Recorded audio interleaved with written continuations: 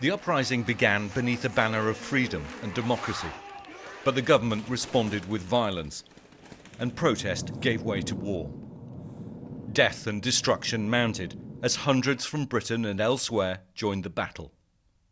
They fought and killed in the name of militant Islam, and this is where they were able to get in. For nearly 2 years, Turkey's border with northern Syria was wide open, and foreign fighters flowed across, including as many as 500 from Britain. This smuggler took some of them in. He says they came from across Europe, including England and Scotland.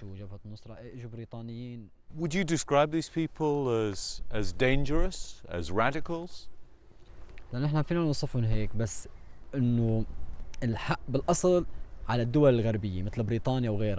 Yes, but the West is to blame, the UK and others. For 4 years, Syrians suffered while they watched from the sidelines.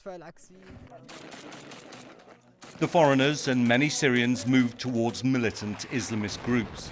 They were better funded, equipped and organised, driven by a potent ideology. One of the recruits was a young man from Florida. They called him Abu Huraira al-Amriki. Did you know any of The man who trained him has now spoken to the BBC. He told us a young American crossed into Syria to help refugees, but he was angered by what he saw and took up arms against President Assad. Like many foreigners, he became radicalized, joining Al-Qaeda's franchise in Syria, Jabhat al-Nusra. You think you're safe where you are in America or Britain? You think you are safe? You are not safe. Abu Huraira killed himself in a suicide bombing earlier this summer. Do you still welcome foreign fighters coming into your country to fight? No. Foreigners used to come and help, but I don't trust them anymore. Now, the foreigners might come here only to be lured away and join ISIS. ISIS might even try to kill them. The British Prime Minister has warned that NATO faces the creation of what he calls a terrorist state on its own borders. Well, this is Turkey, on NATO's southern flank.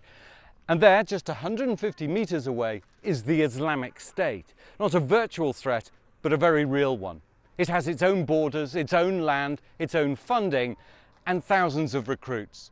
Not just from Europe, but North America, the Gulf, and elsewhere in the world. Turkey's denied helping jihadists across into Syria, but it's noticeably tightened border controls this year. It could be too late. Most of those who want to fight may have already gone in. The real challenge then is how to take on the Islamic State and the jihadis who want to bring the fight home. Pannell, BBC News, Turkey.